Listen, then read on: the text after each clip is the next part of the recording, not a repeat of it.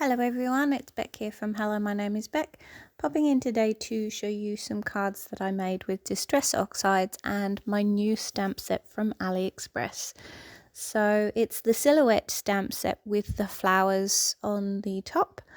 So I'm just taking some Nina Solar White cardstock here and cutting it down into pieces which are 6 by 4.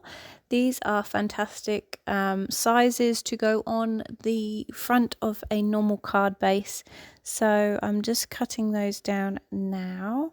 The scraps that I am getting from the 6 by 4 pieces, I will be actually using those for sentiments another time. So I'm just going to slice off that last one, making it the 6 by 4.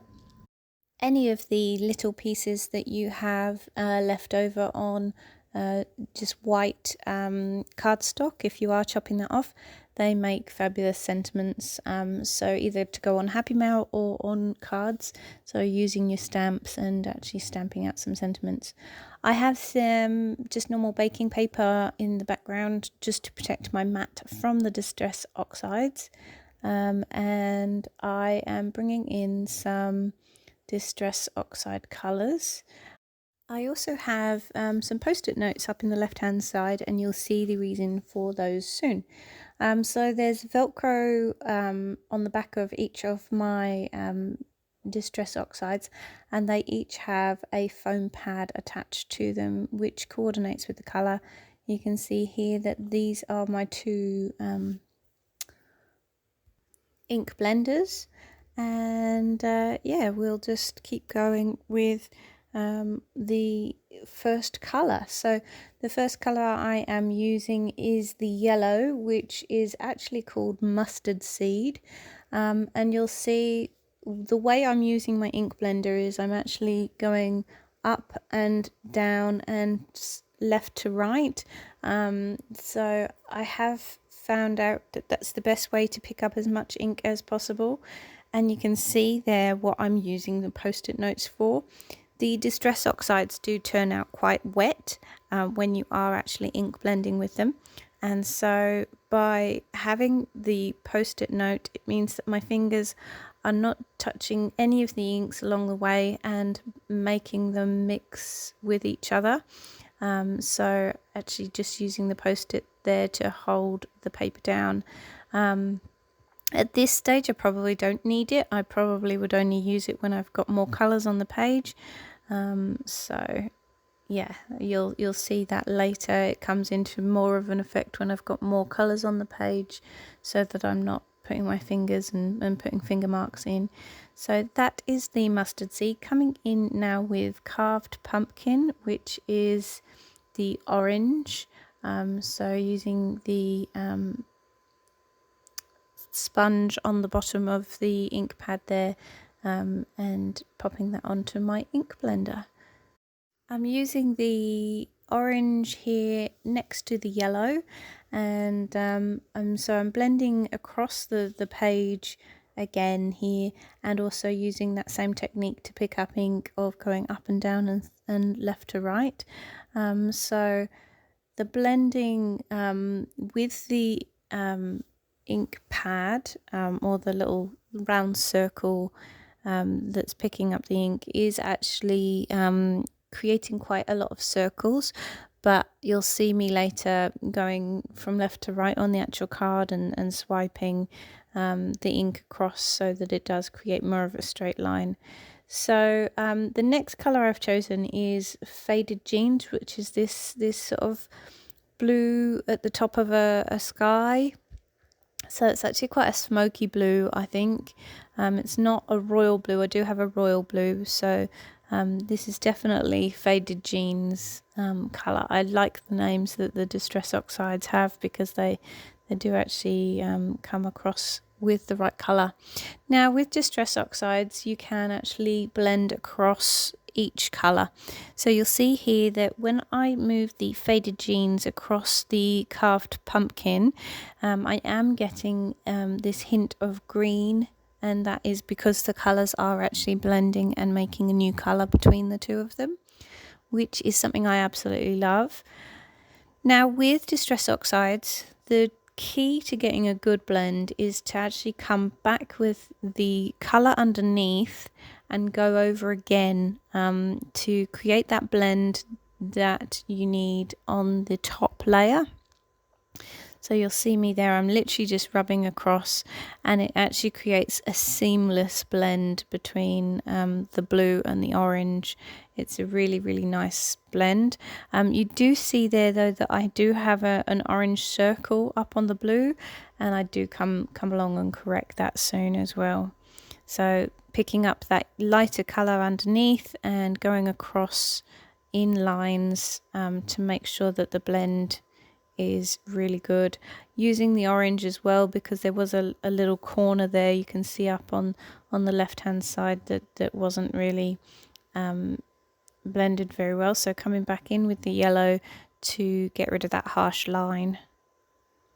So, and there you go, that's the blend technique, is always coming in with that lighter color and going back over the top.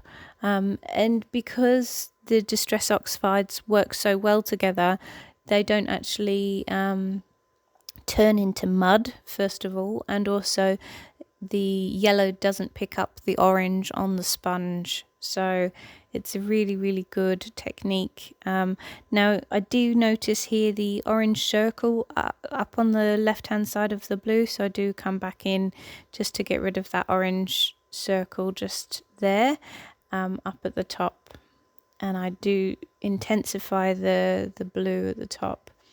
So here on each of these cards, I am trying to replicate several sunsets that you would see, or several sky scenes that you would see. So I'm looking at the yellow, the orange, and the blue being like a sunset. And you'll see other color combinations that I use along the way. So bringing back in that orange, just because I did use the blue again, and it does allow the blend to be a lot better. So, and then because Distress Oxides are so wet, I do take this off screen and let it dry, and I do actually change my baking paper over, because the baking paper has all that ink on, and it does mean that if I start using other colors, the Distress ink blenders will actually pick up the color on the baking paper and bring it onto the next lot of card. So I'm just popping some more yellow down. So it is just a case of keep going until you find that you've got a really, really good blend. And yeah, so I'm happy with the end result in the end. So just popping the Velcro dots back onto the base of the inks. It's a good way to keep them stored. And when I finish this video, I then take all of the ink sponges and I give them a bit of a wash with water, just water, nothing else. And I just rinse them out and then pop them back on when they're dry. The colour still in them, so it's easy to find which one's which. So new piece of baking paper, bringing in some new colours. So I'm going with mustard seed, picked raspberry, and seedless preserves. So this one is more of a what's the sky? Is it Shepherd's Delight? Is it Shepherd's Delight?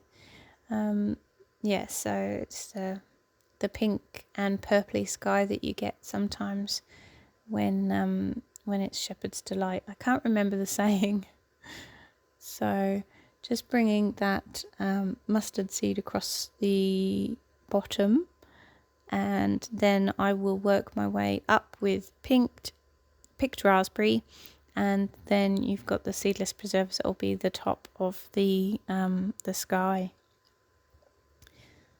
So this one here actually turns out to be my favourite of the cards.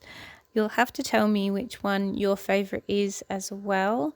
And yeah, let me know how you think, or what you think of all the cards in general.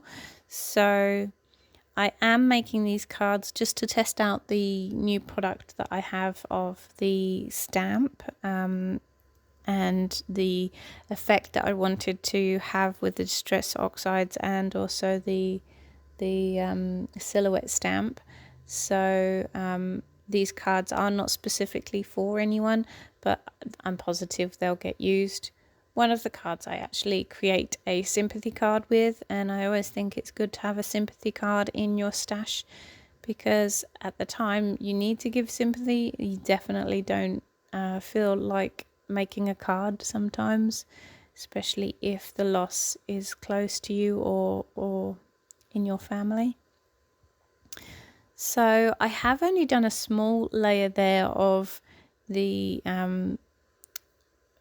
mustard seed, which is the yellow, and the reason for that is because I wanted more of this pink and purple sky to be shown. However, I can actually, and you will notice that the next time I bring in the mustard seed, I actually do bring it up so that the blend is so you've got a peach almost happening between the yellow and the pink. So yeah, I do bring the yellow up to create more of that blended peach across there. So now that I've done the seedless preserves, I'm bringing that pink in again, which is the picked raspberry, just to create that seamless blend across the inks. Now the cardstock I'm using is a really good quality cardstock, so it can take the ink that I am adding to this, because you can notice that I am adding an awful lot of ink.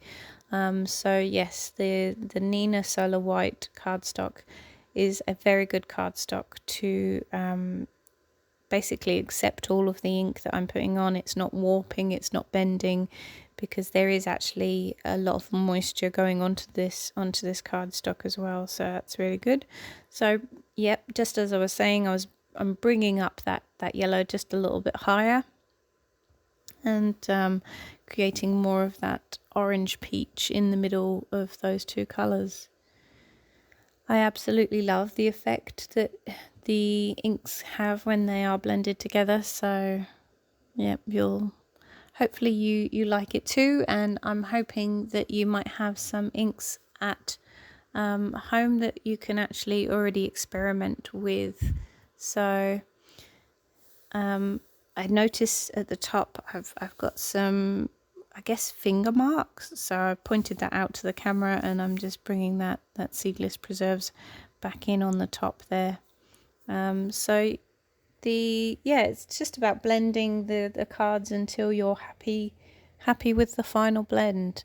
So, and a lot of the times you'll see here that I have actually noticed things at the last minute. So yeah, it's definitely something that I'll keep going back to and keep perfecting, just to try and get that right mixture. This kind of looks, or it reminds me of summer, these colours, sort of like a tropical sunset. You could imagine this kind of sunset when you're on a beach, although there's no beaches around here in Orange. So I'm just going to pop those back there, and then bring in a new sheet of baking paper. So, and you do as well notice that when I am ink blending, going back over certain areas, I will then bring the card back to the place on the baking paper that has that colour, so that I'm not bringing the purple in on the yellow base. So the next set of colours that I choose are quite muted, and this actually becomes the sympathy card. So the colours that I'm going with, I'm starting with antique linen, and then I have old paper and faded jeans. So the antique linen there I'm tapping because it's just a distress ink, it's not an oxide. So I'm going to start with that at the base.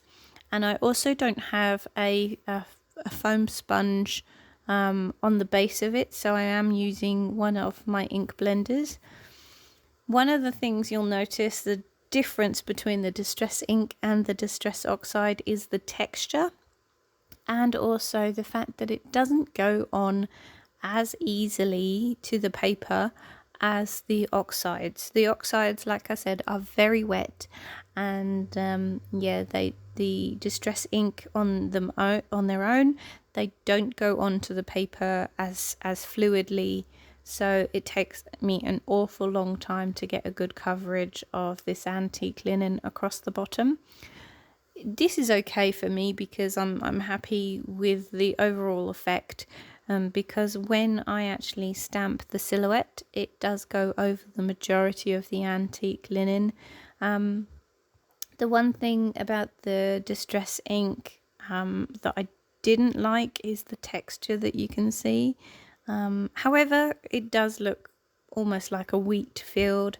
So when I bring in the old paper, which is this sort of sagey green, it does look like you've got a field of wheat, and then I can bring in this old paper as the base of my sky. The sky to me looks like a winter sky, with the old paper green and the faded jeans blue. So I don't know, actually. Now that I think about it, this might be my favorite rather than the tropical color that you just saw in that last card. I'll tell you at the end when I'm looking at all three. But yeah, this might be my favorite, with the old paper, which is this like sagey green. So on the screen here, it's not looking quite sagey green. It's I guess looking more like an older paper, but yeah, to me it's more of a sage green in real life. So let's bring in the faded jeans, which is this dark blue again. It just to me looks like a stormy top of the sky. So yeah, it's really a really good mix, and I like the blend on this one.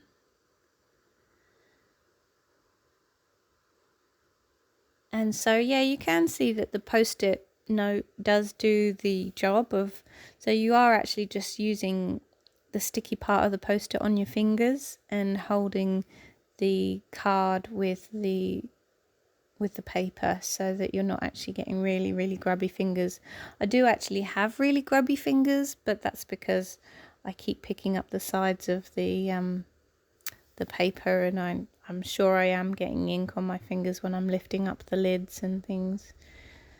So just using the old paper here on the faded jeans to create a really nice blend between the two.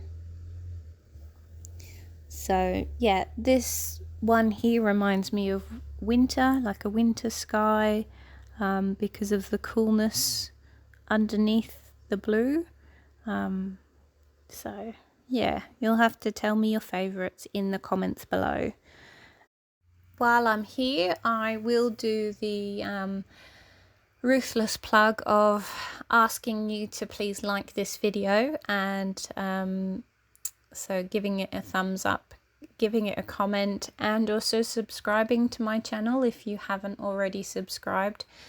At the moment, I think I am at 330 something subscribers, and I'd really like to get to the 1,000 mark. The reason for that is I can actually use my mobile phone for live streams, and it means that then I won't have to use things like StreamYard to do lives, and I can actually just use YouTube's ability to do live streams. So yes, if you could help me get there to 1,000. I know it's I know I have had a lot of growth in the last year, going from 20 subscribers to 300, and I'm hoping that in 2021 that I can have some more. So these are the final cards just here. You can see all of those beautiful colours, and I'm bringing in the silhouette stamp now. So the silhouette stamp has two sides to it. You've got the it's more, there's one that looks more countryside and looks like it's wildflowers, and then the other side looks quite just normal field, has more wheat items and things in. So I'm just cutting the two stamps here so that it's easier to ink up and have in my Misty. So I call it a Misty, but it's just the own brand version of a Misty, and it's something that I bought on from Craft Online. So it's a stamping platform, I should probably say. So this one here looks like it's the country flowers and yeah, the countryside flowers and wildflowers that I was just holding there. So bring in the stamping platform off to the left and move those other coloured pieces off to the right. So the tropical one here, I'm going to go with the flower scene, and then the one that I choose for the sympathy card, I've just placed the wheat and the other sort of field-like flower base on that one to the right hand side there. So I use my magnets to hold down the piece in place, and then I come in with my black ink. So the black ink is VersaFine Black Onyx ink. It's a very good ink if you want detail and fine detail to be shown. And then I'm just inking that up. Now, so with this one here, when I pull up the first stamped image, it does actually move the card. So even though I probably would like to stamp it again, I choose not to. So I'm just using some kitchen roll here to spread the ink around underneath the stamping platform door. So it just presses the stamp down perfectly and more balanced. And you'll notice that I'm using the kitchen roll just to create that smooth texture of rubbing. Your skin is not the best thing to actually rub. So I did just test my door there and bring it across, but it really turned out that I wouldn't have been able to stamp that image again without creating another set of black silhouette images of those flowers. This is a mistake I do make on another card coming up. I think it is actually the one I'm just about to do, and you'll notice the difference. When I get to the end, I do actually point out the difference between the thick card stamping and then the thin card stamping, which is the one that I achieved on that first one. Now the first one didn't have the black coverage that I wanted for the silhouette, so I do come in with a Copic marker. It's a black Copic marker later when I'm decorating the actual cards and finishing them off to create more of a black silhouette on that pink one. So once again, just doing the rubbing here of the stamping platform to get a crisp image, and then I pick it up, but I didn't realize it moved on that one. So then I ink it and I come back down. So you'll see how clear the silhouette is at the moment on that first stamp.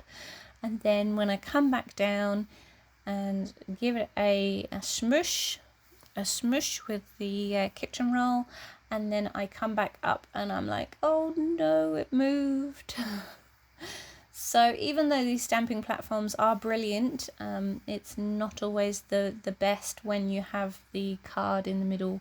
So you can see there all the extra lines on the right hand side plant. These stamping platforms are fabulous when you get the card right in the very corner, but unfortunately these stamps didn't allow me to have the card right in the very corner, because when the card lifts with the ink stuck to it, it does mean that you can actually slot it back into the corner and have it exactly where you had it the first time round.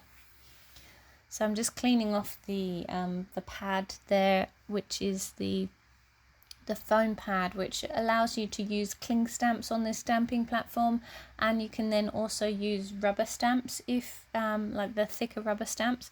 So in the event that I was using a thicker rubber stamp, I would take out that foam background that you can see, but because I'm using just the plain cling stamps here, the foam background lifts up the cardstock to the right place. So this one here, I was very happy with the image that I got. This is my final card, and yeah, I did manage to, I slotted the card right down to the base of the stamping platform, so that when I lifted up the stamp for the first time, I was able to then slot it back down to the base. So, and I got a really good image on this one, so very happy with that. You can see on the right hand side that the black ink is still on the other stamp, and I am yet to clean it. I will clean it after the video gets edited here. So after the final stamping, I do have the opportunity to go off and have lunch, so that it allows the images to dry, and then I come back after lunch and add the black Copic marker to all three of the cards. So just going over this one again with that second inking, and yeah, I'm happy with the way that one comes out. Just unfortunately the second image that I had did move and did end up getting lots and lots of different lines and different silhouettes. Didn't look too bad in the end. You'll have to tell me whether you notice at the end. I will point out the two cards side by side and show you the images and how it would have looked if I got the stamping right. So coming back down on this one for a third and final time, just making sure that those are lined up. So that's the good thing about the stamping platform, is it does mean that you can stamp however many times you want and get a crisp image. I have heard from professionals that it's better to do a light stamp and do it multiple times than it is to press really hard, especially with fine detail stamps like these, because if you press really hard on that first time round, it does mean that you're not going to get the crisp image that the stamp or the designer of the stamp actually wanted you to have initially. So I'll bring in all three here, and then I'll hop off for lunch, and then I'll come back and show you the finished cards. So this is after my lunch. I think I had fried eggs on toast. I had 2, and so then I finished off the cards with the Copic marker. You can see where I've drawn in certain lights, and then I came in with another stamp and I stamped sentiments on each of these. So that one says hello, this one is thinking of you, and then the other one that I come in with is a sympathy card. So I think it says, yeah, with sympathy and love. And so that's the wintry sky that I was talking about. I really like how that one turned out. And you can kind of see just underneath the vintage paper, it kind of looks like an orange glow underneath the silhouettes. So I do point out the two differences here between the left one and the middle one. You've got the left one where it didn't stamp very crisply, and I moved it and I messed it up. And then you've got the middle one there that has really crisp images. So it's those two there that I'm pointing out. And yeah, I do prefer the middle and the right hand side one. So you'll have to let me know which one you prefer. Thank you so much for watching. Take care everyone. Lots and lots of crafty love, and I'll see you again in the next one. Bye.